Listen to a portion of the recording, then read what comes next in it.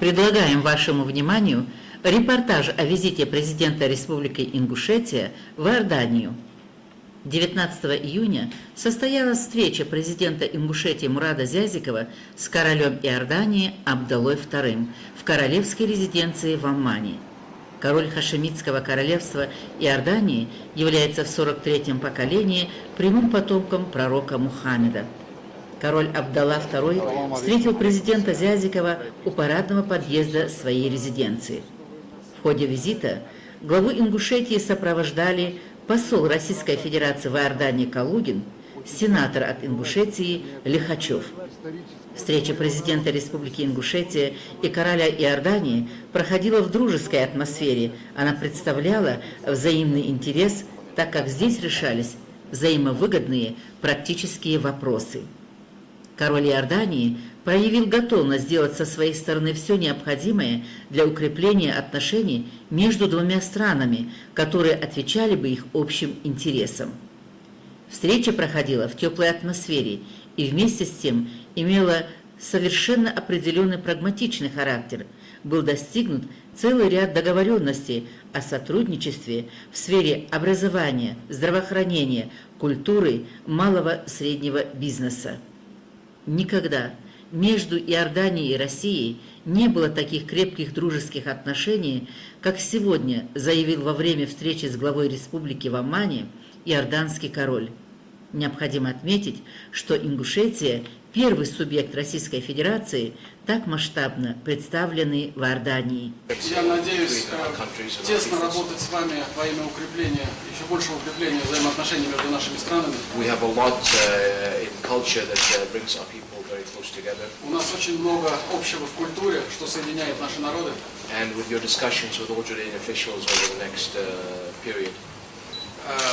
И это, я думаю, было содержанием и будет содержанием ваших бесед с официальными лицами у нас в стране.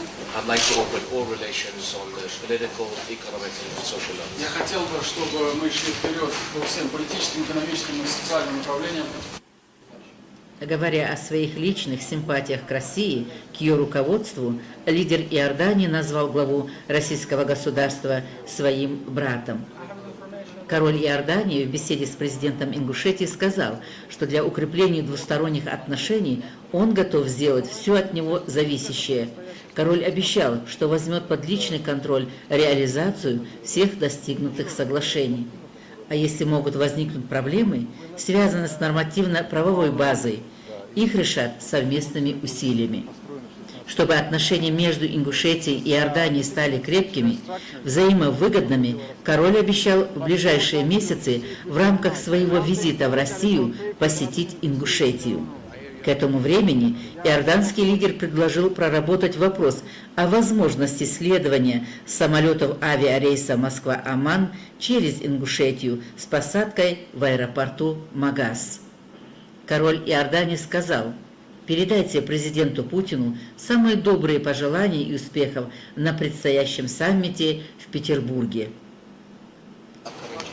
Пожелайте ему всяческих успехов на предстоящей встрече «восьмерки». Я слышал, что у вас действительно очень красивая страна. Я бы хотел увидеть все своими глазами, воочию. Такая же красивая, как Иордания. But it's not more beautiful than Jordan. I'm sure they're both beautiful. Спасибо. Thank you very much. В рамках визита обсудили тему беженцев, общую для российского субъекта Иордании.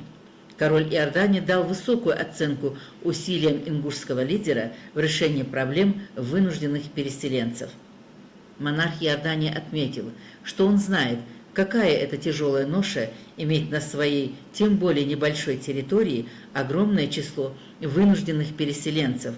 Поэтому он очень признателен главе Ингушетии за его политику, направленную на создание нормальных человеческих условий для этих людей. Общая миграционная проблема сблизила обоих лидеров. Король Иордании заверил президента Зязикова, что будет внимательно следить за тем, что происходит в России и, в частности, в Ингушетии. На встрече было отмечено, что иорданское руководство высказывается за углубление политического диалога с Россией в интересах продвижения ближневосточного мирного процесса. Президент Ингушетии заявил на встрече с королем Иордании, что он ценит усилия Иордании в истинном представлении миру ислама, ссылаясь на сообщение Амманского послания, в котором говорится об основах и ценностях ислама, как религии, толерантности, здравого смысла, миролюбия. Глава республики также высоко оценил политику иорданского короля по укреплению мира и стабильности на Ближнем и Среднем Востоке. Визит в Иорданию не просто политический исторический факт, но и кропотливая работа по налаживанию теплых дружеских отношений между народами наших стран, на которую нас нацеливает президент России Владимир Путин, сказал Зязиков на встрече с королем Иордании. Это была поистине историческая встреча, рассказал журналистам глава Ингушетии сразу после окончания встречи с королем Иордании Абдаллой II. Впервые регионального лидера принимал глава зарубежного государства. Иордания, благодаря своему расположению в самом центре Ближнего Востока, стала частью многовековой всемирной истории. Иордания – древняя страна и в то же время современное королевство.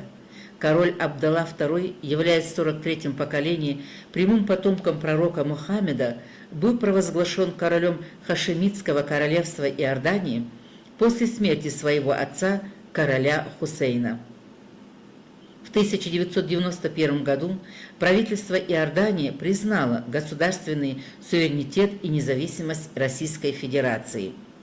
Российско-иорданские отношения, политический диалог характерен своей динамикой, насыщенностью. Это обусловлено близостью подходов России и Иордании по ближневосточной иракской проблеме, настроем руководства двух стран на укрепление взаимодействия в региональных делах и дальнейшее развитие двусторонних отношений. Регулярный характер носят встречи на высшем уровне. В сентябре 2000 года на саммите тысячелетия в Нью-Йорке президент Владимир Путин имел беседу с королем Абдаллой II. В августе 2001 года состоялся официальный, а в ноябре 2001 года, июле и ноябре 2002 года, ноябре 2003 года, в сентябре 2004 года и в августе 2005 года рабочие визиты иорданского монарха в Россию.